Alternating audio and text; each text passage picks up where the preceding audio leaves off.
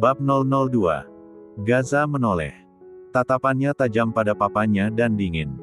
Ya, ini istriku. Sampai kapanpun jangan berharap aku akan menikahi Karin. Ucapnya penuh penekanan. Papa tidak merestui kamu dengan dia, Gaza. Sayangnya Gaza tidak butuh restu dari seorang ayah yang selalu menyiksa anaknya. Sakaya meradang mendengar kalimat yang diucapkan dengan lantang itu. Setelahnya, Gaza menarik Sanum pergi dari rumah itu. Kita pulang, Sanum. Langkah Gaza sangat lebar dan terburu-buru. Sanum berusaha menyamakan langkahnya tanpa sempat melihat lagi ke belakang. Di luar sudah ada sebuah mobil yang bersiap pergi. Fian membukakan pintu dan memberikan kunci. Gaza yakin saya tidak perlu antar. Tidak apa. Makasih Pak Fian sudah bantu Gaza dan batal menikah dengan Karin. Gaza akan langsung ke apartemen. Baik. Kalau ada perlu sesuatu hubungi saya. Gaza memberikan anggukan singkat dan menoleh pada Sanum yang bingung dengan segala situasi yang dia hadapi hari ini. Tentang hubungan Gaza dengan keluarganya. Tentang Karin yang harusnya jadi istri Gaza. Banyak-banyak teka-teki yang membuatnya ingin bertanya. Masuk. Gaza menunjuk kursi penumpang dengan dagunya. Sanum menatap sesaat Gaza dan memberi anggukan tanpa membantah. Walaupun dia ingin menanyakan beberapa hal, tapi dia tidak ingin makin merusak mood laki-laki yang sudah menjadi suaminya ini. Sanum memperhatikan Gaza yang kembali berbicara sesaat dengan pria yang dia panggil Pak Fian sebelum masuk dan duduk di belakang setir. Mobil itu melaju kencang selama perjalanan. Aura di mobil itu menyeramkan. Sanum sampai tidak berani buka suara dan memilih diam. Walaupun melirik dari samping dia bisa melihat rahang Gaza mengeras, wajahnya amat dingin dan datar. Ini Gaza yang biasa dia lihat di sekolah. Berbeda dengan Gaza yang sejak tadi. Butuh waktu 25 menit, hingga mobil mewah yang mereka naiki berhenti di basement parkiran apartemen. Gaza turun duluan. Sanum kemudian menyusul dan mengikuti. Langkahnya suaminya itu. Apartemen kita di lantai 20, ujar Gaza begitu mereka berada di dalam lift. Iya. Hening sesaat. Sanum hanya berdiri meremas jari jemarinya. Sedang Gaza berdiri dengan pandangan lurus ke depan. Pada lift yang dilapisi kaca hingga dia bisa melihat Sanum yang terlihat bingung. Sorry. Sanum menoleh. Dia menunggu kalimat berikutnya. Tapi tidak ada lagi pembicaraan hingga mereka masuk ke dalam apartemen. Tidak ada temu tanpa izin Tuhan. Artinya pertemuan kita sudah ditakdirkan. Kala memasuki apartemen Gaza, Sanum dibuat terpukau dengan interior dan tata letak ruangannya. Bola matanya menjelajahi setiap ruangan itu. Setelah melewati pintu mereka langsung disuguhi sofa panjang menghadap layar lebar. Di bagian kirinya langsung disuguhi balkon luas dengan jendela kaca yang memperlihatkan langsung bangunan pencakar langit kota Jakarta. Ada 3 pintu kamar berwarna coklat di sini. Di bagian kirinya ada dapur bersih. Sanum tersenyum melihat dapurnya. Tempat favoritnya. Dia menatap Gaza yang kini menjatuhkan diri ke atas sofa. Satu kali cowok itu naik ke atas sandaran sofa, sedang tangannya meraih remote dan menyalakan televisi. Gaza, apa? Kamu nonton? Gak, mancing. Gaza menoleh jengah. Bisa-bisanya pertanyaan itu diajukan padahal Sanum melihat dengan matanya sendiri, Gaza mau menonton. Sanum mencebikkan bibirnya. Dia menatap 3 pintu berwarna coklat. Lalu membuka salah satunya. Itu kamar mandi, info Gaza. Pancingan di mana? Ngapain lo cari pancingan? Mancing perhatian suami dulu. Gaza nyaris terbahak mendengarnya. Lo mau gue perhatiin? Enggak. Aku mau cari kotak P3K. Ada di mana? Buat. Pel lantai. Gaza menatap datar. Buat obatin luka kamu dong mas. Lo panggil gue apa? Mas. Gue gak tukang bakso. Itu panggilan buat menghormati suami. Gue gak setua itu. Walau seumuran masa aku panggilnya Gaza aja. Serahlah. Jadi kotak P3K-nya di mana? Udah sana istirahat. Ini udah biasa. Kamu kan suamiku. Gaza menoleh. Kata suami terdengar lucu di telinganya. La memperhatikan Sanum yang mengerjap. La tatap lama hingga Sanum mengalihkan pandang, tampak gugup. Kenapa kamu lihat aku? Enggak. Gue lihat Jin di belakang lo. Sanum membulatkan matanya dan berlari dengan wajah pucat. Dia, Gaza duduk di sofa dekat Gaza. Jangan nakutin. Lo takut hantu? Enggak. Aku serem aja. Sama aja. Beda. Gaza menarik sedikit kedua sudut bibirnya. Kenapa kamu senyum? Gak ada. Kamu beda. Apanya? Di sekolah kamu dingin banget. Kenapa sekarang beda sama aku? Apa karena sekarang aku istri kamu? Gaza menatap datar. Gak usah pede lo. Gue ngerasa harus tanggung jawab aja udah narik lo ke pernikahan ini. Oh. Sanum mengangguk. Angguk. Dia mengenggam kedua tangannya dan menatap langit biru yang tampak dari balkon. Aku boleh tanya sesuatu? Apa? Karin itu calon istri yang harusnya nikah sama kamu. Kenapa kamu gak mau sama Karin? Biar hidup gue gak makin berantakan. Kamu masih pacaran kan sama Jian? Gue putusin sekarang. Kalau aku minta boleh. Udah masuk perjanjian kan? Sanum tersenyum di balik cadarnya. Dia memperhatikan Gaza yang kini merogoh ponsel dan mengubah posisi jadi duduk. Sorot tajam Gaza menatap Sanum yang seketika mengalihkan pandangnya. Kita putus. Tut. Done. Gaza mengangkat ponselnya dan menaruh benda itu di atas meja. Sanum mengerjap-ngerjap. Aku boleh tanya sesuatu lagi? Kalau nanya gak usah izin. Kenapa pacaran terus diputusin? 2 minggu kemudian jadi hobi. Kamu. Gaza tidak memberikan jawaban. Dia memilih berdiri dan beranjak ke pintu bagian kanan ruang tamu. Gue mau mandi. Aku siapkan bajunya. Sanum sontak berdiri dan menyusul. Dia ikut masuk ke dalam kamar yang sangat luas tersebut. Ada kasur king size di tengah dan juga sofa panjang di sudut ruangan. Kamar itu juga dilengkapi wall-in closet ruangan khusus tempat menyimpan pakaian sekalian ruang ganti. Sanum menoleh pada Gaza dan memekik tersadar cowok itu melepas tuxedo dan kayu putih yang menutupi tubuh six-pack-nya. Astagfirullah, kenapa kamu? Buka baju. Sanum menutup matanya dengan tangan. Di balik cadar, wajahnya memerah. Gaza mengernyit dan berbalik badan. Mau mandi? Gak di depan aku juga, cebiknya melarikan diri ke walk-in closet. Teringat sesuatu, Sanum menyembulkan kepalanya dekat pintu walk-in closet. Gaza duduk memunggungi dan tengah main ponsel. Sanum terpaku melihat banyak bekas memar di punggung itu. Gaza. Ya, kamu di rumah aja atau mau keluar? Keluar. Baik. Aku siapkan bajunya, angguknya lekas beranjak. Benak Sanum dipenuhi tanda tanya. Apa memar itu karena Gaza yang suka berantem dengan geng motor lain? Sanum memilih jeans hitam dan juga kaus berwarna putih.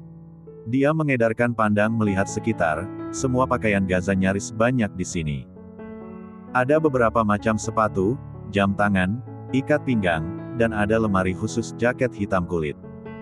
Masih ada beberapa bagian lemari yang kosong. Baju gue yang mana? Sanum dikagetkan dengan kedatangan Gaza. Bertelanjang dada cowok itu berdiri di belakangnya dengan jarak dekat. Sanum sontak mundur dengan gugup. Aku pilih ini gak apa-apa. Lah, perlihatkan pakaian Gaza di tangannya. Gaza menematut pakaiannya. Oke. Aku taruh di atas kasur apa di sini? Kasur. Ya udah kamu mandi dulu. Baju lo entar diantar Bijiah. Sanum tersenyum. Dia mengangguk senang. Dia tinggalkan Gaza yang kini memasuki kamar mandi. Sanum menaruh baju Gaza di atas kasur. Tatapannya beralih ke jendela putih lebar di jendela. Sanum mendekat dan menyingkapnya. Pemandangan kota membuatnya tertarik dan menggeser pintu dorong kaca di sana. Kaki yang dibalut kaus kaki itu kini melangkah ke balkon. Sanum memejamkan mata dan tersenyum. Dia mendongak dan menikmati angin sepoi-sepoi. Kilas. Akad singkat tadi berputar di benaknya. Akad tanpa pasang cincin, tanpa dicium keningnya dan didoakan. Akad yang terlalu cepat dan dia langsung ditarik Gaza pergi. Sanum sudah nikah bunda. Bisiknya membuka mata. Gaza mendesis karena luka di punggungnya terasa sakit begitu diguyur air. Dia menatap cermin yang memperlihatkan jelas warna kengguan dan memariang. Memanjang di sana. Dia memejamkan mata dan mengacak rambutnya seraya. Membiarkan air menghujani tubuhnya. Yang dibayangkan adalah Sanum, wanita bercadar yang di sekolah dia malah kerap tidak peduli. Tapi kini menjadi istrinya. Gaza merasa aneh. Sejak dia masuk kos Sanum, dia berbicara panjang lebar pada gadis itu sedang biasanya dia tidak seperti ini. Entah magnet apa yang ada pada Sanum. Di kosan itu pertama kalinya mereka berbicara. Tapi dia berbicara dengan Sanum seolah sudah nyaman dan kenal lama. Bahkan percakapan mereka di apartemen tadi. Membawa perempuan baik-baik itu ke dalam kehidupannya, apa keputusannya sudah benar. Tidak ada yang Gaza bisa pikirkan lagi selain mengajak Sanum menikah tadi. Kehidupan mereka jauh berbeda. Sangat. Alasannya menerima semua permintaan Sanum di perjanjian pranikah karena Gaza merasa tidak ingin menyakiti seorang wanita baik-baik. Tapi bukankah keputusannya ini kelak juga akan menyakiti Sanum? Dia banyak menyimpan rahasia dan luka. Gaza segera menyelesaikan ritual mandinya dan keluar dengan handuk kimono yang membalut tubuhnya. Dia memasuki kamar dan tidak menemukan Sanum kecuali baju yang sudah disiapkan. Perhatiannya beralih begitu. Punya cekrekan kamera terdengar. Di balkon, Sanum sedang mengarahkan kamera ponselnya ke langit. Getaran ponsel dinakas. Memutus pandangannya pada Sanum. Gaza meraih benda pipi itu dan menggeser icon berwarna hijau. Sebelum menempelkan benda pipi itu. Gaza, markas. Kita diserang. Gaza melempar marah ponselnya dan secepat kilat berganti baju. Mendengar ponsel dibanting. Sanum sontak menoleh. Memperhatikan Gaza yang kini kembali memasuki walk-in closet. Beberapa saat kemudian rapi dengan jaket kulitnya. Kaki panjangnya melangkah cepat keluar kamar hingga Sanum tidak sempat bertanya. Terburu menuruni lift dan menaiki motor sport di basement apartemen. Tatapan tajamnya menatap lurus ke depan. Ada amarah di balik kedua sorot mata tersebut. Dia menekan gas lebih kuat dan menembus jalanan raya yang cukup padat. Motornya menyela kendaraan lain yang membuat klakson sahut-menyahut dan banyak umpatan dilayangkan padanya. Motor itu melaju cepat hingga tiba berada dekat dengan markasnya yang dipenuhi segerombolan geng membawa senjata tajam dan teman-temannya banyak yang terkapar. Gaza berhenti dan buru-buru berdiri. Dia melempar helm dengan tatapan beringas. "Woi!" Teriakannya membuat beberapa pasang mata beralih. Dia berlari ke tengah serangan tersebut. Tanpa senjata dia memberikan mereka pukulan dan tendangan secara brutal. Membuat banyak lawan langsung jatuh begitu berhadapan dengannya. Dia Gaza Leonard Darmendra, raja jalanan yang disegani dan ditakuti lawan. Leonard Darmendra, raja jalanan yang disegani dan ditakuti lawan. Cowok dengan tinggi sekitar 180 cm itu duduk dengan nafas memburu di sofa. Sorot matanya yang tajam menatap anggotanya yang banyak terluka sedang kedua tangan mengepal. Anak-anak Aksio Zages tengah mengobati luka mereka masing-masing. Wajah mereka lebam dan penuh luka. Salah satu anggota bahkan dilarikan ke rumah sakit karena kepalanya dipukul balok keras hingga mengeluarkan banyak darah. Hari ini tidak banyak anggota yang berada di markas. Kesempatan itu malah dimanfaatkan geng musuh menyerang mereka langsung. Biasanya Gaza akan menghabiskan waktu di markas. Kecuali hari ini. Kita harus balas dendam sama Dark Wolf, Gaza. Bangsui mereka, beraninya langsung serang markas. Ucap Din emosi. Untung Gaza datang cepat. Kalau gak kita kalah telak, seru salah satu anggota lain berapi-api. Lo punya rencana? Galan, cowok berwajah bulat yang berdiri tidak jauh dari Gaza menoleh. Pembawaannya tampak tenang. Kita serang balik aja. Seru yang lain. Obatin dulu luka kalian. Setelah itu kita siapkan rencana. Ujar Gaza menatap mereka semua. 3. Orang anggota Aksio Zages memberikan anggukan dengan kobaran semangat. Gue bakal balas si Narif. Bang Sui emang? Besok gue mau ketemu Camer. Muka gue malah dibikin bonyok, timpal Theo kesal. Dia menyentuh sudut bibirnya yang berdarah. Udah gue bilang Audrey itu morot lo doang, ketemu Camer entar tuh enak si Audrey ikut morot lo. Anjir, ujar Bagas. Audrey gak seburuk yang lo pikir. Lah Lukas lihat sendiri pacar lo jalan sama salah anggota geng musuh. Dia jadi masalah buat geng kita. Bagas benar. Dari mana geng? Dark Wolf tahu kita di markas. Sedikit dan Gaza gak ada. Si Audrey pasti nanya ke lo dan kasih tahu. Mereka. Bang Sui, lo nuduh pacar gue. Emosi Theo tersulut. Dia sampai berdiri dan mencengkram Kinan yang baru saja bicara. Woi gak usah berantem. Tegur. Galan diabaikan. Emang fakta kan? Lo dimanfaatin si Audrey aja Theo. Sadar. Akhir-akhir ini banyak yang mereka tahu. Pasti karena si Audrey. Audrey gak dekat dengan anak-anak geng musuh Bang Sui. Dia gak sengaja ketemu Vito, dia yang jelasin ke gue. Lo pikir dia bakal jujur udah selingkuh? Bodoh loh Theo. Emosi Theo meledak dibuatnya. Dia hendak melayangkan pukulan di wajah Kinan sebelum meja yang ditendang keras membuat perhatian. Mereka beralih. Brak. Gaza menatap marah. Kalian berdua gue buat mati kalau buat keributan di markas. Ucapnya. Penuh penekanan. Tatapannya membuat Theo seketika menjauhkan tangannya. Gue gak maksud mancing keributan, ujar Kinan. Sorry. Gue gak terima Kinan nuduh Audrey. Apapun itu. Peraturan geng ini. Gak ada perpecahan di antara anggota. Gue gak akan segan nendang kalian dari sini. Masih banyak yang mau gabung ke Aksio Zages. Semua anggota terdiam. Jika Gaza sudah bicara apalagi emosi seperti ini mereka tidak berani lagi. Selain Gaza itu seorang ketua, dia juga sangat dihormati dan disegani. Jago bela diri, kaya, berkuasa dan punya kendali di banyak hal. Kinan, sebelum kebenaran itu terbukti. Lo harusnya gak nuduh si Audrey. Dan lo Theo, gue gak tahu Audrey nanya lo yang pada akhirnya lo gak senjaga bilang kondisi di markas. Siapapun anak Aksio Zages, gue tekankan jangan mudah memberi informasi ke orang luar. Mereka menganggap paham, mengerti. Yang luka berat tetap di markas.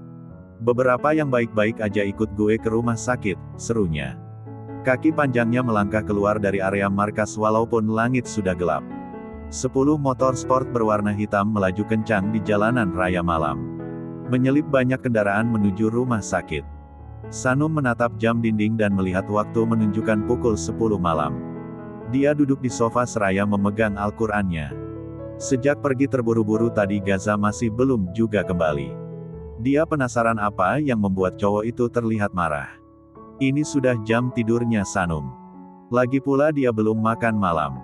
Tidak ada apapun di apartemen ini selain kue. Sedang Sanum itu tim makan pakai nasi. Dia masih lapar. Dia tidak bisa keluar dari apartemen jika tidak izin. Seorang istri harus izin meninggalkan rumah untuk hal apapun.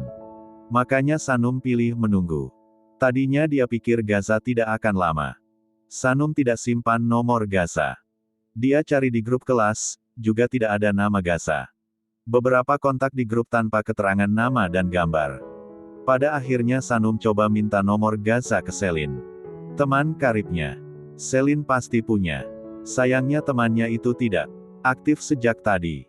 Rasa kantuk yang menyerang membuat Sanum menaruh Al-Qur'annya di atas nakas. Dia menaikkan kedua kakinya dan berbaring di sofa. Menunggu Gaza datang.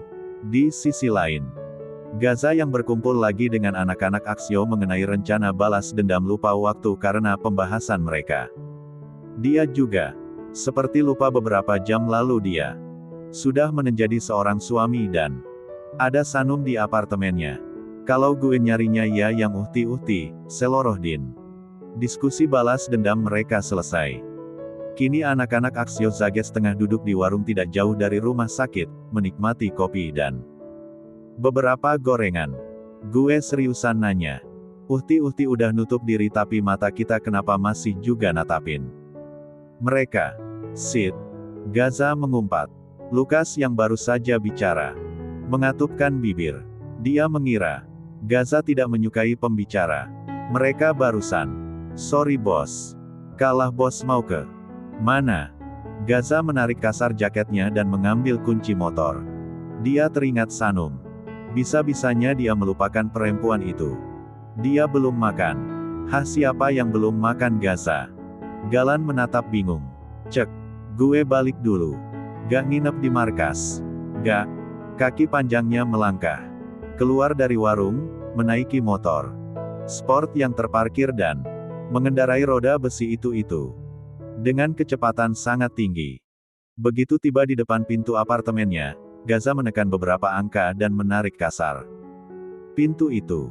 Mata tajamnya mengedarkan pandang, televisi masih menyala.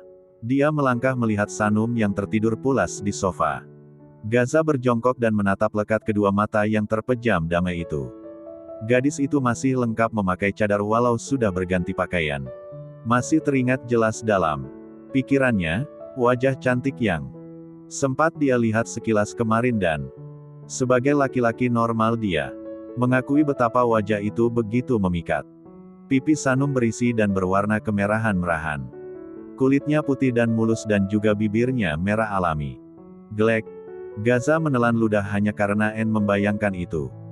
Dia menatap alis tebal nan rapi di atas mata indah milik Sanum. Perlahan tangannya terulur menyentuh kain tipis milik Sanum.